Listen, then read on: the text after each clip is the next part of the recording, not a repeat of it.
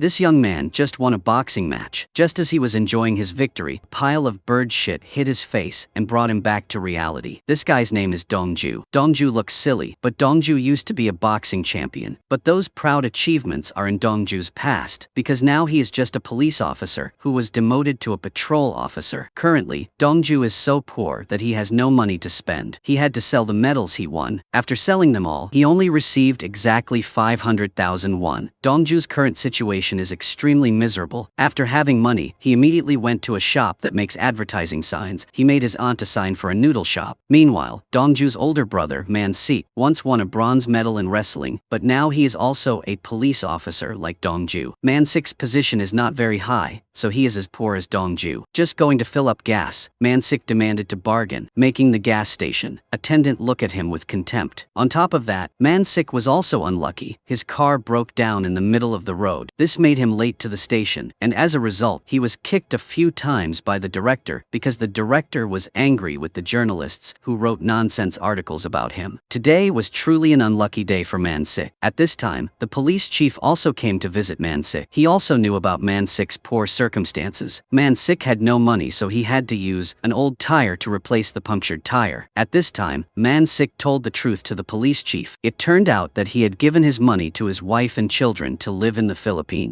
Hearing that, the police chief was touched and gave Man Sik his bank card. He told Man Sik to change the tire to a new one, but the police chief had one condition. The condition is to call Dongju back to participate in a project. The police chief wants to catch criminals in the Insong area. He wants to take advantage of Dongju's fighting talent. At this time, Man Sik wonders why the police chief wants to assign Dongju to him. He said that Dongju used to be a riot policeman, but Dongju used to fight and injure his teammates just because they accepted bribes, so Dongju was demoted to a patrolman. Not to mention that Dongju is also very obedient. But Man Sik immediately refuted this statement because he was the victim who was beaten by Dongju and broke his nose, so Man Sik refused to accept Dongju. But the police chief used a bank card to entice Man Sik and said that if Man Sik accepted this investigation, Man Sik would have the possibility of being promoted and getting a raise. Hana is Dongju's dream girl. She used to be a gold medalist shooter, but now she has become a police officer like Dongju. Not only that, she was also forced to act in a movie for the director so he could brag to reporters. The police chief told Hana to try to please the director. She just needed to take a few pictures with him, and that would be fine. Even though Hana didn't like it, she still had to endure it because he was a powerful person. But when Hana wore a bunch of medals for the director to brag about, she was immediately ridiculed and despised by her colleagues in the office. They said that someone who only knew how to rely on relationships like her had no experience to be transferred to work in the field. No matter how hard Hana tried, she was just someone who became a police officer thanks to a bunch of useless medals. In the first mission that Dongju was assigned, he was very excited to put on a police uniform. While he was punching the air, Captain Man Sik appeared and asked him what he was doing. Then he took off all the clothes Dongju was wearing, because their mission was to disguise themselves as civilians to track a target. If Dongju wore police clothes like that, his identity would be revealed. After he finished speaking, Man Sik told Dongju to stay here and not go anywhere because he had to pee. Currently, the Yunsong police team is coordinating to investigate the Golden Rabbit gang. The police have just arranged for the scene to be filmed to solve the case. They did this so that the director of the Yunsong department can use the video to brag to reporters. There are hidden police everywhere on the street. They pretended to be electricians and laundrymen just to track a gangster of the Golden Rabbit gang. But while the police were monitoring, an explosion suddenly occurred, which alerted the gangster. He shouted loudly for his leader to run away because the police were here. Police Daerong discovered the leader of the Golden Rabbit gang on the roof. Daerong immediately ordered everyone to chase him first. While running away, Sanggon didn't know how to run, but he accidentally passed Man Sik, who was going to the toilet. As a result, as soon as Man Sik opened the door, Sanggon blocked him with a wooden board. Man Sik yelled at Dongju to stop Sanggon. Dongju wanted to prove that he wasn't useless, so he decided to wrestle with him for a while. But Sanggon was not an ordinary person. Sanggon's martial arts were not inferior to Dongju's. Sanggon even kicked Dongju a few times in the face, but he refused to give up and continued to stand up to fight back, until Dongju saw himself in the mirror and lost focus. Dongju was hit in the head by Sanggon until he was unconscious, so the police kept blaming Dongju for being useless. Man-sik forgot to zip up his pants when he peed. At the police station at this time, Dongju's close brother Jae-hong was also given special privileges to become a police officer. Because he is a professional discus thrower, Jae-hong's fate is no different from the other three. Jae-hong was also gossiped about by his colleagues, but Jae-hong didn't care, because he had a family behind him. One time, while he was helping children cross the street, a red car suddenly rushed towards him, making Jae-hong alert. Luckily, he rushed out in time to save the child before being hit by the car. The driver was the one who often appeared to cause chaos in this street. In addition, Man-sik and Dongju were scolded by Captain Dae-rong for letting Sang-gon escape when Dae-rong's team had already supported them. His team had been on guard for many days, just hoping to catch the Yellow Rabbit gang, so he was very angry when Dongju missed such a good opportunity. In his anger, Dae-rong said a few insulting words to Dongju. Dongju must have felt hurt after hearing it, but he couldn't refute it. When he was leaving, Dongju met the acquaintance he had secretly liked for a long time. He was about to greet Hana when he saw that Hana was in a bad mood. She cursed at the sign with her picture on it. What was there to laugh about? For her, working here was no fun at all. Then she knocked over her own poster. Dongju panicked, quickly put the poster back up, and ran after her. He called her by the very intimate name, Dumpling, but Hana was wearing headphones so she couldn't hear Dongju calling. It wasn't until he stood in front of her and smiled brightly that she stopped. He said he had been calling her for a while, but she hadn't heard him. But Hana just said, yes, and continued walking. She saw him following her and calling her Dumpling. Hana told him not to call her so intimately. Hana asked Dongju if he still liked her. Dongju did not hesitate to reply that he still liked her, but the two had not talked for long when Hana's ex-lover appeared, making Dongju a bit curious. Jonghoon wanted to talk to Hana, but she flatly refused. This surprised Jonghoon and Dongju, so Jonghoon said goodbye to Dongju to avoid embarrassment and then left. At that moment, the sign shop called Dongju, so Dongju immediately brought the sign he had made to see his aunt. During the meal, she asked how he was doing and why he didn't work in Seoul but had to move here. Dongju hid the fact that he had a conflict with his teammates so his aunt wouldn't worry. He said he wanted to eat the food his aunt cooked, so he moved here. He also asked where the little boy Gong Yu was. The aunt said that Dongju's old coach took Gong Yu to work, but Gong Yu didn't contact home. After the meal, Dongju went to Gong Yu's room. He reviewed the boxing memories of the two. He was also a bit nostalgic about the glory of that year, but now Dongju is just a normal patrolman, so he can only put the past aside. Then Dongju returned to the police station. He was surprised to see Hana's poster had fallen. He felt sorry because it was a little torn, but he still smiled like a child when he saw the person he liked. If you want to know why Dongju likes Hana so much, you have to go back to the night before Dongju competed in the finals. Hana herself came to give Dongju a sticker. It was like a gift to encourage him, and since then Dongju has kept her sticker as a priceless keepsake. He is also curious as to why his ex-lover appeared in front of Hana. The next day when she went to work, Hana found that her poster had been covered with bandages. She knew right away who did it. Currently, Dongju and Man-sik were preparing for a meeting with the new inspector, but for some reason, the two of them kept knocking on the door, but the inspector was nowhere to be found. Suddenly, two female colleagues came over to greet them and excitedly asked for their autographs. Dongju thought they admired him for the gold medal, but unexpectedly admired Hana's ex-lover who was standing behind him. This made Man-sik laugh because he thought Dongju was delusional about himself. Man-sik happily greeted Jonghoon, but Dongju didn't want to say a word. When Man-sik asked, he found out that Jonghoon was the new head of the police department. Jonghoon said that the director kept him a bit long, and he also felt guilty for making everyone wait. Dongju was jealous of Jonghoon, so he blamed Jonghoon for making him wait so long that he almost broke his leg. No wonder Jonghoon appeared here. It turned out that he had just been appointed as a section chief, so he came back to see Hana. During lunch, Dongju was talking to Man-sik when Hana appeared. This made him turn into a naive child and always smiled at her. Man-sik looked out curiously and found out that Hana was Dongju's crush. But at this moment Jonghoon appeared, making him curious. He guessed that maybe they were back together. Suddenly, a police officer had a conflict with Jonghoon. Captain Oh said that Jonghoon was a person who only knew how to harm other people's teammates. Jonghoon had caused his teammate to be transferred. Jae-hong had just entered and was immediately dragged into the story. Captain Oh said that Jonghoon had blocked Jae-hong's promotion, but Jonghoon was still very calm at this time. Jonghoon said, "Why are people who only know how to take bribes so angry?" This made Captain Oh unable to argue anymore. He could only warn Jonghoon to be careful of snake bites. After the meal, Hana asked a little about what happened earlier, and Jonghoon said he was fine. But yesterday, Jonghoon wanted to tell her that he had been transferred to Unsong police station. Jong-hoon asked Hana if she wasn't curious why he came here, but she was only a little concerned. She also didn't want to have anything to do with her ex-lover. Hana told Jong-hoon that he didn't need to inform her because she had nothing to do with Jong-hoon being accepted. She also didn't want to be the subject of everyone's gossip, so she hoped Jong-hoon wouldn't have anything to do with her in the future because the two of them were nothing to each other. Currently, Dong-ju and Man-sik were on guard duty in a street area. Man-sik was so stingy that it was hot, but he didn't want to turn on the air conditioner for Dong-ju. Suddenly, the police chief passed by and told Man-sik to get in the car to meet the director, so the two of them left together, leaving Dong-ju alone in the car. He waited until evening, but there was only one bottle of water in the car. Unexpectedly, the air conditioner in the car was broken. Dong-ju was so hot that he took off all his clothes. Then he went out to wash his face to cool down. While he was washing his face, a man driving a car hit him straight in the ass. The collision caused him to fall headfirst into the mud. Dong-ju quickly regained his composure and went to ask the man in the car how he drove to hit him. Dong-ju reached in to open the car window, but unexpectedly, he locked the window tightly. He started to step on the gas even though Dong-ju warned him and said he was a policeman, but after a while, he started to get scared. Dong-ju screamed and made him stop. The car stopped suddenly, causing him to fly a few dozen meters away, but the man sped away. When Dong-ju returned, he immediately encountered a group of car robbers, but the robbers said that the car had nothing, so they threw all of Dong-ju's things out, so he had to stagger to get his things. At this moment, he suddenly realized that something was wrong. Dong-ju started walking towards the direction where the car had just crashed into him. He discovered a body that had been thrown by the robbers right on the edge of the field. Man-sik also quickly received the news and went to the hospital. When he arrived, he only saw Dong-ju sitting with the victim's family, covered in dirt. When leaving, Man-sik asked Dong-ju if he was hurt. How could Dong-ju not be hurt when the car hit his butt? Man-sik asked where his car was. Dong-ju did not dare to tell the truth. He only dared to tell Man-sik to go to the old place to get the car. After that, Dong-ju quickly escaped before he was asked to pay the debt. So the next day, when Man-sik went to the police station, he was angry and looked everywhere for Dong-ju, but could not find him. Meanwhile, Dong-ju was in the bathroom taking pictures of his wound. He realized it was quite serious. Suddenly, his aunt called and said that Gong-yu had not returned home yet. Dong-ju tried calling back, but he did not pick up. He suddenly remembered that his aunt had told Gong-yu to go work with his old coach. So Dong-ju quickly realized something was wrong. He immediately went to find the notice. Meanwhile, Dong-ju's old coach was being welcomed by everyone at a conference. This conference was like the glory of Korea. It was held at the Unsong Hotel. Dong-ju also appeared at this time and walked in wearing a suit. He looked around to find Coach Nam-guk. He bluntly asked Nam-guk where Gong-yu was. Nam-guk was the one who gave Gong-yu the job. The coach just smiled and said that he gave Gong-yu the job, but Gong-yu advanced the money and ran away. He said that Gong-yu must be high on drugs somewhere. Nam-guk also said that he was addicted to drugs because of Dong-ju. Nam-guk both mocked Dong-ju's younger brother and provoked him, asking him why he was wearing national team uniforms to come here to see him. Dong-ju had no qualifications. Going back to the past, after the final gold medal match, this coach wanted Dong-ju to join professional MMA, with the reason being to have money to pay for Gong-yu's medicine. But Dong-ju didn't want to do that. He just wanted to take the gold medal and retire and go home to his family. While Dong-ju was being interviewed, Dong-ju proudly called out the names of his aunt and younger brother. Suddenly, a reporter asked if there were rumors that he would join MMA. Dong-ju knew who spread the news as soon as he heard it, so he immediately denied it. Hearing that, the coach quickly called to accuse Dong-ju of doping during the competition. It was because of that event that Dong-ju's life fell into a deadlock. Nam-guk said that Dong-ju thought he was proud of winning those medals with doping, but the drugs that Dong-ju used were allowed in competitions. This coach only wanted to gain more benefits for himself. For Dong-ju, those honors were more important than money, so for the past 2 years, he has been trying to sue this coach. Dong-ju did not give up just because he was insulted. He still tried to exercise every day just to wait for the moment to shine. He ran so much that he felt dizzy. He was determined to show everyone what kind of person Dong-ju was. So right now, he is only focusing on finding information about the car that hit him. Dong-ju was so focused that he didn't even notice when he passed by Hana. He kept muttering to himself while he was eating. While Dong-ju was sitting in the bathroom, he remembered that he had seen that car in Captain Dae-rong's documents. On this side, Man-sik also found his car, but the parts had been stolen by the robbers, leaving only the car body. On this side, Dong-ju took advantage of the time when everyone was having lunch to sneak into Captain Dae-rong's office on the 4th floor to find documents about car car that hit him. Coincidentally, Man-sik had just returned. Man-sik asked Dong-ju what he was secretly looking for. Surprisingly, Captain Dae-rong had just returned from lunch. The two of them were shocked when they saw this, put their things back in their original places, and ran away. But Captain Dae-rong knew that his documents had been touched by someone. After Dong-ju went to the medical room, he told Man-sik to go with him to catch the person who caused the accident and then ran away. He even lifted his butt and asked him to look to see if the radiator grill of that car was exactly like the mark on his butt. Dong-ju excitedly said that if he did this, he could catch the Golden Rabbit, because the Golden Rabbit sales list had information about this car, but there was no name of the buyer on it. That night, when Dong-ju was visiting the family of the accident victim, he received a call. He answered the phone and hurriedly ran away. Meanwhile, Jong-hoon reviewed the video recording from the day he captured the Golden Rabbit. He discovered that someone seemed to have prepared to set fire in advance and was ready to call an ambulance. On this side, Man-sik had just gone to the parking lot to look for his motorbike but couldn't find it. Dong-ju then called and told Man-sik to quickly come to number 28 Jeondong while Man-sik's motorbike was being borrowed by Dong-ju. Jong-hoon also ran to ask Man-sik about the chase of the Golden Rabbit the other day. Jong-hoon asked him if he saw anything strange in that case, because it seemed like someone intentionally set fire and called the fire department. Maybe there was a spy for the Golden Rabbits in this police station. Jong-hoon asked him if he knew Lee Jin-soo. Man-sik remembered that this name was that of a person who had just died not long ago. He was the victim in the case of Dong-ju being hit by a car and running away. It was known that that person was a customs officer. Man-sik immediately realized that something was wrong and said he would investigate and contact him later. But he was still angry because Dong-ju had stolen his motorbike. Man-sik had just returned to the station when the pawn shop called Man-sik. The person who called reported that the Silver Rabbit team was moving in the area and he knew the exact location of that place. It was the place that Dong-ju had just mentioned to him earlier. Currently at Hana's house, she is the one who is holding Lee Jin-soo's customs papers in the accident. She was quickly harassed by the Golden Rabbits just to find those papers. Hana took the papers upstairs. She decided to take out her gun that she had not used for a long time. She loaded each bullet and put on earplugs. Then she fired a few shots to threaten the robbers. Hana just wanted them to be scared and run away, but the robbers immediately split up and controlled Hana. Then, they took the pile of customs papers she was holding. But Hana is not an ordinary person. She saw that the robbers were not scared, so she shot for real. Hana dealt with each of them quickly because she was the shooter who won the gold medal in shooting. On this side, Jong-hoon was on his way to investigate Lee Jin-soo, but he was hit by the Golden Rabbit's subordinates. These subordinates seemed to have known Jong-hoon's identity before. Not to mention his tattoo is a snake. Just like what Captain Oh had warned him, he told Jong-hoon to be careful of snake bites, but he couldn't fight them, so he had to run away first. Coincidentally, Jae-hong was also on duty in this area. Jae-hoon saw the accident and the fight. He ran out to see and discovered a red car that often vandalized people in this Unsong area. The driver quickly accelerated and drove straight towards Jae-hong, but he didn't know that he was a professional discus thrower. Jae-hong grabbed the manhole cover and spun it around before throwing it straight at the red car. The strong impact caused it to flip over in the middle of the road, and Jong-hoon ran and took the broom of the janitor on the side of the road. When Jae-hong reached the river, he broke it and used it as a weapon for himself. Jong-hoon had won a silver medal in the single sword event, so he only needed a stick in his hand to easily defeat these thugs. Meanwhile, Man-sik also went to see Captain Dae-rong. Man-sik reported that he had found the yellow rabbits, but the captain didn't care. Captain Dae-rong told Man-sik to have a match with him first before he would listen to Man-sik's explanation of the job. The situation was quite urgent. Man-sik used to be a wrestler, so he quickly defeated Dae-rong. Then Man-sik started talking about the yellow rabbit case. At the same time, Dong-ju had found the base of the yellow rabbits. Luckily, all the rabbits were gathered here, so Dong-ju just needed to deal with them all. Dong-ju asked the yellow rabbit if he was the one who sold the car in the photo, but he didn't answer, but instead showed off his teeth to provoke Dong-ju. Seeing that, Dong-ju warned him that if he showed his teeth again, he would pull them out. Hearing that, the two golden rabbits and the silver rabbits shook their heads. Seeing that, Dong-ju immediately asked them if they knew why his name was Dong-ju. The meaning of this name was to want him to live a peaceful life, but it seemed that these guys didn't want him to live a peaceful life. After that, each person rushed forward to attack Dong-ju. Even though the enemy had many people, some of them held knives, but no one was Dong-ju's opponent. At this moment, Dong-ju's old memories were recalled. yelled. With a heart still full of passion, none of these thugs could do anything to Dongju because he was a champion in the Korean boxing tournament. After Dongju finished off all the thugs, the police also came to find the golden rabbits. Man-sik rushed over but was mistaken by Dongju for an enemy soldier, so Dongju immediately punched Man-sik, knocking him unconscious on the spot. When Dongju got out of the car, a policeman asked him why he could take down so many people, but he didn't say anything and just posed coldly. Man-sik had been punched once before and was punched again today. Man-sik vowed to break Dongju's thumb. After taking a shower, Dongju was also interviewed because he had single-handedly destroyed the Golden Rabbit gang. But Man-sik still felt strange about this case, so he called Jong-hoon aside to ask again. As Dongju said, this serial case was not simply a hit-and-run case, because the witness who testified about the Golden Rabbit smuggling case died in the hit-and-run case. The robbers used knives to attack the police without taking anything. They only stole a set of documents and ran away. Man-sik wondered what documents they were. In the evening, Dongju was about to send Hana home when he was stopped and threatened by some neighbors and local police. They thought he was a thug, so they were wary. Dongju saw the situation, so he said goodbye to Hana and returned. Coincidentally, he met Gong Yu, who had been missing for a few days and had returned. When he returned home, Dongju took out the gift he bought for his younger brother. Dongju asked Gong Yu if he liked it, and then he sat down to eat melon with his aunt. While his aunt was sleeping, Dongju left his savings book for her. Then he returned to his room and asked Gong Yu what he had done for his old coach. But Gong Yu did not answer. Suddenly, a phone call came in. Gong Yu picked up the phone and left the house. The director of the department bragged about the recent arrest of the golden-toothed rabbits. He took the opportunity to regain his reputation that had been smeared by the journalists. The team of athletes, after making a great achievement, also had their own office. In the office were Dongju, Hana, Jae-hong, Man-sik, and the last person was Jong-hoon. But Jong-hoon did not come here immediately because he had personal matters to attend to. A while later, Dongju and Man-sik began to interview the golden rabbit. He asked who he sold the car that hit his butt to, but this yellow rabbit had lost 2 front teeth, so his speech was not very clear. Dongju discovered that the watch on his hand looked a bit familiar. It was the watch of the guy who hit his butt. When Dongju asked where he got this watch from, 2 other policemen came in and took this yellow rabbit away and said Dongju's interview time was up. Man-sik and Dongju quickly ran back to the office and received news that the director had ordered Dongju's task force to do another important thing. The investigation of this yellow rabbit should be left to someone else. It turned out that the other important thing he said was to go to the filming because he wanted to brag to the media. This increased his reputation, especially since Hana was very good with a gun. The director of department used to criticize her skills, but today he wanted her to show off her shooting skills in front of everyone. Hana was very unhappy, but she still had to follow the director of department words. But while shooting, she aimed straight at the director of department and shot him. Everyone was shocked to see this scene. They didn't think Hana would dare to do that. But Dongju's team members were happy because they had all hated the director of department for a long time. Because of this, the director of department told Jong-hoon to fire Hana tomorrow. But Jong-hoon said that would only make his reputation worse. So the director of department could only lie that Hana did it to test the bulletproof vest. It was a pre-arranged performance, and he used himself as an example for everyone. But Hana still wanted to quit her job. That night, Dongju followed behind and invited Hana to dinner. But Hana didn't respond. Dongju asked why she quit her job. Hana said that the 2 of them had nothing to do with each other, and she told him not to like her. But Dongju couldn't do that because feelings couldn't be abandoned just like that. But Hana still said that she didn't like him and then left. The neighbor from the day before also appeared. She asked if the guy from yesterday was there again, but she didn't need to chase him away because Dongju would have left on his own. The next day, while the group was being interviewed by reporters, Man-sik received a call. The caller reported that Man-sik had to chase the remaining criminals in an abandoned building. When Man-sik's group arrived, Dongju saw the chief investigator Jong-hoon there. Dongju sarcastically said that Jong-hoon was a policeman and had free time, right? So Dongju was immediately scolded by Man-sik for being rude to the person who called him to show off his talent. Later, everyone entered the apartment complex. They divided the work together and then started to separate. Man-sik had not been gone for long when he was panting and lying on the floor. Dongju worriedly approached to see the situation. It turned out that he wanted to take revenge on him for breaking his nose the day before. This suddenly alerted the people hiding here, but they thought Dongju was a ghost peering in broad daylight. When they looked out, they saw Man-sik waving his arms and legs. Whoever he saw, he would approach, hug, and bite that person. This made everyone everyone panicked. Man-sik quickly chased after the thugs, but they pulled up the plank and challenged him. Unexpectedly, Jong-hoon ran after him and jumped straight to the side of the thugs. Man-sik also jumped after him. As soon as Jong-hoon ran towards the robber, he was stabbed by him. This made Jong-hoon haunted by the sword fight he lost that year. Luckily, Man-sik blocked a stab for Jong-hoon, so he was fine. Luckily, Dong-ju took him to the hospital in time. Otherwise, Man-sik would have died. The doctor told him to thank Dong-ju because if it weren't for him, he wouldn't have been safe. This moved Man-sik to tears. At this time, at the abandoned warehouse, Dong-ju's younger brother was being tortured by a policeman just because Gong-yu didn't do as he was told. Because Gong-yu didn't hit anyone with his car, Gong-yu was tortured to the point that his body was covered in wounds. Gong-yu looked extremely pitiful at this moment. Meanwhile, Dong-ju at home was trying to flirt with Hana. For nearly a month now, to please Hana's difficult neighbor, he has been constantly changing light bulbs around the neighborhood near Hana's house. This made the supermarket owner respect and know Dong-ju. All the lights here were fixed by him. The next day, when he arrived at the office, a policeman came to inform Dong-ju's group. The police said that the person who hit his butt had turned himself in, so he rushed out to see. Unexpectedly, it was his younger brother. Gong-yu told Dong-ju not to tell his mother and that he would take care of everything, but Dong-ju couldn't let this go. When Dong-ju saw his younger brother covered in injuries, he couldn't help but feel sorry. Dong-ju asked Gong-yu if coach did this, right? But Gong-yu told him not to get involved in this. Gong-yu ignored Dong-ju and got in the car to go to the police station. Dong-ju immediately went to see the coach. Dong-ju asked him why he was playing tricks on Gong-yu, but Nam-guk didn't understand what Dong-ju was saying because he was the one who had to deal with Gong-yu's case. Because he was so angry, Dong-ju punched Nam-guk without thinking. Nam-guk didn't give up and punched back. Fortunately, everyone outside stopped him in time. Otherwise, Dong-ju would have made a big mistake. When he got home, Dong-ju didn't want his aunt to worry, so he told her that Gong-yu had gone to Seoul. Dong-ju advised her not to worry. Gong-yu would go to work for a few days and then come back. At Lee Jin-soo's funeral, Dong-ju was also there to offer condolences to the victim's family. Suddenly, he remembered an important detail that appeared when he arrived. Dong-ju immediately started searching around. He wanted to find the person wearing the watch like in his memory. Dong-ju ran back to ask the secretary if anyone had ever been here. Dong-ju heard that the people who came to pay their respects were all colleagues at the customs, so he took the book and went straight to the customs office to investigate each person. He started going to each place to compare the appearance of each person to see if it was the same as in his memory, but after a while, he still couldn't find anyone. Dong-ju went from department to check. Suddenly, Dong-ju stood in front of a man. Dong-ju held his hand and suddenly asked him if he was the one who hit him with his car. Although Dong-ju had only seen the driver once, his memory was very good, so he couldn't remember wrongly. After Dong-ju went to meet the person he suspected, Dong-ju immediately showed him his butt. He said that the bruise on his butt was caused by him. The security guard here saw this scene and thought Dong-ju was a pervert and immediately pulled him out, but Dong-ju kept warning him. Because of this, the Western police station called Man-sik back. After answering the phone, Man-sik was extremely helpless and asked Dong-ju if he pulled down his pants like that everywhere. Dong-ju affirmed that the bruise on his butt was the evidence. Although Dong-ju kept saying that customs officer he found was the culprit, Man-sik didn't believe it. Man-sik advised him to at least have evidence first before accusing anyone. While the two were arguing, Jong-hoon came to ask Man-sik about the incident where he saved him from a knife stab last time. Jong-hoon wanted to see if Man-sik was okay now. Man-sik felt that the senior manager was concerned about him. Although Man-sik said he was fine, he kept holding his stomach as if he was seriously injured. Not only that, Man-sik happily let Jong-hoon sit in the empty seat in the athlete's office. Man-sik wanted to invite Jong-hoon to join his team. Man-sik also gently asked Sergeant Kim what he wanted to eat. This made Dong-ju, who was sitting on the side, feel quite indignant. Dong-ju said that Man-sik couldn't just let Jong-hoon join the team on his own. He had to ask everyone's opinion first. Jae-hong immediately agreed without hesitation, but Dong-ju gave the reason that Jong-hoon was afraid of real guns and knives, so he couldn't fight crime. So Jong-hoon invited him to a skill duel right there. Dong-ju confidently said that he could easily dodge Jong-hoon's punch, but as soon as he finished speaking, he was punched by Jong-hoon. Man-sik took the opportunity to call everyone outside to bet on who would win. Everyone thought that Dong-ju would win because if he punched with his bare hands, Dong-ju would be the champion. Indeed, Jong-hoon was constantly punched painfully by him, but Dong-ju had no idea that Jong-hoon was a national taekwondo athlete in high school. At night, Man-sik told Dong-ju to eat more because his muscles were so soft. How could he punch anyone? Man-sik wondered if Dongju's inattention was due to the accident that year. The punches to the face haunted Dongju because he was afraid that it would make his opponent faint immediately. After the meal, Man-sik advised Hana to reconsider not being a police officer anymore, but she was determined to live and work freely. She doesn't want to be controlled by anyone. Jae-hong is also here to say goodbye to Hana. He also told her to visit Dongju because his spirit hasn't been good these past few days. But when she got there, she saw that Dongju wasn't as sad as she thought because he was busy struggling with Man-sik. The next day, when everyone was eating together, Dongju asked Man-sik about the car accident that hit his butt and then ran away. But Man-sik just told Dongju not to do meaningless things anymore. While they were eating, the person who was considered a suspect in that car accident appeared on the news board again. That person was Dongju's cousin. When Dongju returned to his aunt's restaurant, Dongju quickly apologized to his aunt because he intended to find out more about everything before telling her. But the aunt didn't have much hope for this child. She only blamed herself for not raising her child well. However, the aunt still believes that Gongyu did not kill anyone. Dongju still cannot give up looking for clues about the hit-and-run case. He is determined to go online to find information about the case. He tries to find clues to free his younger brother from prison. Man-sik thinks that Dongju's words make sense, so he asks Jong-hoon to meet the prosecutor to ask about this case. Coincidentally, Jong-hoon is also planning to meet the prosecutor, and Prosecutor Seo-kyun is Jong-hoon's older brother, but it seems that the two do not get along and not respect each other very much. When Jong-hoon stood in front of his brother to request an interview with Gong-yu, Seo-kyun only knew how to slander him as a weak person. Seo-kyun despises Jong-hoon because Jong-hoon is inferior to him in both education and talent. Seo-kyun tells Jong-hoon to go back to work for his father and not try to be a police officer anymore. Jong-hoon also did not want to stay here to be looked down upon by his brother. Seo-kyun was a bit curious about Jong-hoon wanting to investigate, so he also sent someone to follow him. Dongju went to see Gong-yu. Dongju advised him to honestly confess to the police. Gong-yu only needed to say that Gong-yu did nothing wrong. Then Dongju would do everything possible to save him from here. But Gong-yu seemed to have some plans of his own. He went to see the warden and asked when he could meet his own lawyer. In the afternoon, when Dongjo was exploring the junkyards, Man-sik appeared and asked Dongju if he didn't say he would return the car tomorrow night. But Dongju took it everywhere without returning it. Man-sik was already poor, but Dongju took Man-sik's car to search all the junkyards. Man-sik was about to start the engine and leave, but Dongju wanted to wait a little longer to see what was inside the junkyard. At this moment, Jong-hoon called to inform Man-sik. Man-sik's expression showed that there was some rather tense information. At the prison, Dongju's cousin had ended his life. This made Dongju feel extremely depressed. Jong-hoon suspected that his brother might be involved in this case. The news of Gong-yu's suicide was quickly broadcast on TV. He used to be a promising young boxer, but now he passed away at such a young age. After Man-sik brought Gong-yu's remaining belongings back to Dongju, it was the watch in his pocket that made Dongju go crazy because his younger brother had never used a watch since he was little. It was also the same watch as the murderers. Dongju went crazy and went to see Minju-jung. Dongju threw the watch straight at Minju-jung and held him back. Dongju asked him if he didn't know who his younger brother was. Dongju saw that he was acting innocent, so he punched him to the ground. Then Dongju threw angry punches as if he wanted to avenge his younger brother. As a result, Dongju was quickly questioned for assaulting others. As for Hana, after knowing that Dongju's watch belonged to someone else, she went home and opened her father's belongings. She decided to look for clues about her father's case that year. Hana took the watch that her father left behind to ask the police chief. The police chief didn't know much about her father's case, so he told her to try the pawn shop he knew. When Hana went to the pawn shop to ask, she knew that there were only 12 of these Dior watches on the market. At that time, in Yunsom, there were a few watches sold by a famous smuggler. His name is Obong Chan. He made a lot of money trading US dollars, but he is dead. Suddenly she noticed a pile of boxing medals. Then the shop owner said that they were brought by Dongju to pawn. After Gong-yu died, the aunt did not want Dongju to come to her house anymore because she was afraid that she would blame him. She also advised him to forget these things and live comfortably. But how could Dongju ignore the death related to his relatives? He could only hug the pile of toys that he gave to Gong-yu and cry. Meanwhile, at Minju-jong's base, the warden who killed Gong-yu was being punished for his carelessness and his actions. Because of his negligence, he had to endure Ju-jong's punishment. After a useless person died, another person in the police station would be replaced, and he would take over the position of the previous person. Ju-jong handed over the task to another police officer to be an undercover agent at Unsong police headquarters. As for Dongju, after returning to the dormitory, he remembered the accident with his younger brother that year and felt regretful. He could only apologize to Gong Yu because he was too harsh on Gong Yu that year during the championship. The next day, Hana woke up at home and heard some real estate brokers outside gossiping. They said that her house was a prime piece of land that was about to be turned into a high-rise apartment building. At this time, Man-sik called Hana and he told her to come to the office immediately because her acquaintance was here promoting divorce insurance. When Hana arrived, she found out that it was her mother. Because the company forced her, Hana's mother came here to advertise a little. She kept complaining to her daughter about the loans, but she didn't care and told her mother not to come here anymore. Years ago, when Hana went to compete in shooting, it was her mother's words that made her unable to concentrate on the competition. That made Hana lose focus at the most important moment. She was so stressed that she cut her hair in front of her mother while she was soliciting advertising brands. Currently, Hana was staggering on the street and she wanted to cover all her ears. Luckily, at that moment, Dongju ran over and hugged her. This helped Hana to be safe and not afraid of anything. This action was exactly like what Dongju did to the person he liked that year. Dongju sat down with Hana. Dongju asked her if she still felt heartbroken because of that year. How could she still win so many gold medals? And he tried so hard but only got 2 medals. But Hana just said Dongju was stupid. She held the medal that Dongju had brought to the pawn shop and showed it in front of him. She told him to be strong. She also encouraged Dongju to go and catch the bastard who caused his brother's death. The next day, when Dongju went to the police station, Jong-hoon suddenly asked to join the special task force of Man-sik's athletes. However, Dongju still had prejudice against Jong-hoon because he was Hana's ex-lover. The two of them were really like children. When Dongju argued with Jong-hoon, he didn't forget to hold his gold medal. Dongju turned to look at Hana with affectionate eyes, as if to say that he was about to go to work. Dongju first visited his aunt's house, then he decided to go to the customs supervision office. But Dongju was stopped by the police because they were afraid he would cause a fight. Taking advantage of the moment when the 2 policemen were off guard, Dongju went to find Minju Jong to talk. Customs chief told him to take care of Dongju first. Every time Dongju saw this hateful face, he was so mad that he wanted to punch Jujong. Dongju took the pile of documents he had collected and put them on Jujong's desk, but he ignored him and told Dongju to stop. Dongju turned around and asked if he felt guilty. After saying that, he punched the tempered glass of the customs office. At this time, Dongju began to tell that he was the Asian champion. He had a national boxing gold medal. Anyone who stood in his ring would be defeated. When he returned to the task force, Dongju immediately received a repair bill from the customs office with a repair cost of 3 million won. Jong-hoon said that it was double-layer tempered glass, so it was expensive. Dongju asked Jong-hoon if his family sold glasses, but unexpectedly, Jong-hoon was the son of the owner of the glass shop. Jujong was reprimanded by the chief because of this. Jujong didn't like being pointed at like this just by looking at his expression. However, he still endured it. Jujong told the flight chief to let him go this time. Hearing that, the chief laughed loudly and agreed. At lunch, Dongju sat in the same place Jong-hoon had sat. Dongju asked Man-sik if they had found any clues about the incident at Chinatown last time. Jong-hoon just told him that day he went to catch criminals, and he only remembered the license plate numbers of the Chinese people. He also asked the traffic management team to look up the route and vehicle information. After that, Man-sik immediately divided the team to investigate those Chinese people. Jae-hong and Dongju were one team, while Hana and Jong-hoon were another team. Dongju didn't agree with this arrangement, so when he got to the car, he quickly took Hana's position. Dongju said he wanted to follow Jong-hoon so he could learn more. When Dongju chased Hana away, he turned around and acted spoiled with Jong-hoon. This made Jong-hoon feel disgusted. Jong-hoon told Dongju to stop being so cute. Then the whole team went to investigate the Chinese people, but wherever they went, they were shunned. The whole morning, Dongju and Jong-hoon's group couldn't find any clues, so they had to go home and rest. But because Jong-hoon had an appointment, he chased Dongju off the car immediately. In the evening, Man-sik wanted to investigate information about the Chinese people's car, so he went to see the pawn shop owner. He didn't forget to bring some drinks to bribe. After Man-sik asked, he found out that the current boss in the smuggling world was Wang Shi, but it seemed that another group had interfered with Wang Shi's business. Man-sik asked the shop owner a few more questions, but he said he didn't know. Man-sik asked the shop owner again if he had seen this watch. He said that the day before, a woman had also come here to ask about this watch. Meanwhile, Hana was asking the police chief about her father's case that year. She also knew that her father had investigated a case about the Russian mafia. The police chief gave Hana his personnel file. The police chief said that her father had died from a gunshot wound. After After that, the investigation into the mafia that year ended, but her father's case had not been solved. Here Jong-hoon follows the police's lead about the smuggled car from China. At a certain point, Jong-hoon discovered a suspicious person. He intended to run after him, but he was too late. Jong-hoon only discovered that there were pieces of melon seeds and cigarette butts scattered around the place where he had just parked. It was as if he was intentionally waiting for Jong-hoon here. The next day, when everyone gathered at the office, Man-sik received a notice about the Chinese group's clue, but Dongju was not there. He called Dongju over and over again, but Dongju did not wake up. Only when Man-sik mentioned the name Minju Jung did Dongju immediately wake up. Then the two followed Wang Shi to the Eagle Hair Salon. While the subordinate was washing Wang Shi's hair, he accidentally lost a lot of hair. This made Wang Shi cry out in pain, but when he turned around, he noticed someone he knew there. Man-sik said that he had something to ask, and Wang Shi immediately ran away. In the rain of bubbles all over the street, Wang Shi was like a princess being chased by two princes. It was not until a while that Man-sik and Dongju were able to hold Wang Shi back. Then Dongju asked if he smuggled cars for the Golden Rabbits, and he acted innocent. Then, the two touched Wang Shi's bald head, threatening that if he did not tell them, all his hair would be pulled out. It was only when the boss's hair was pulled that he confessed that the driver was nicknamed Monkey. At Unsong Customs, there was someone covering for him, and the person involved was Min Jujong. The sales line of those cars was in Libya and Russia. After the two of them got useful information, the whole team discussed it via text messages. This made Dongju curious and shouted that if there was anything, just say it. At this time, Man-sik reminded Dongju that the whole team was investigating secretly, so they had to text. Man-sik went to the chief to ask for more people to investigate with his team, but the chief did not agree and even kicked Man-sik in the leg, so the whole team had to investigate on their own. Man-sik called Wang Shi to ask about how to lure those Chinese car smugglers into the trap, and if Man-sik's car could be used as bait. Unexpectedly, Wang Shi immediately criticized Man-sik's car. Jae-hong also brought an announcement. Jujong will soon have an exit to Libya. Wang Shi said that if they want to lure them, they should use a better car. The group immediately looked at the director's private car. Everyone immediately calculated how many years they would go to jail if they stole the car. At night, Man-sik, when the security guard wasn't paying attention, pretended to be sick and successfully stole the director's car. After everyone gathered, Wang Shi said that the monkey didn't trust anyone, and he never met them in person when doing business. They could only park the car at the designated location and wait for those people to come and get it. Wang Shi said that if he knew the location, he would contact them. Then he drove away. While waiting in ambush, Dongju and Jong-hoon also went to buy some snacks. Dongju offered to pay for it, and it seemed like he had some plan. As a result, when Jong-hoon got out, he only saw Jae-hong waiting for him. Dongju was extremely happy because he got to drive the person he liked. Jong-hoon and Jae-hoon went to the parking lot to wait in ambush. At this time, two subordinates arrived on a motorbike. They started to remove the car's GPS. Suddenly, Dongju realized that this person was quite familiar. He intended to take a photo, but accidentally honked the car horn. The sound of the car horn alerted them, so Hana had no choice but to press on Dongju. The two pretended to be making love to escape suspicion. On this side, the director of the department was extremely angry when he couldn't find his car. After everyone arrived at the monkey's base, they started to put on their armor and prepared to break into the base. Although the enemy was quite crowded, the 5 people still bravely stepped in to capture the monkeys. Unexpectedly, another group of policemen appeared from somewhere. It turned out that Captain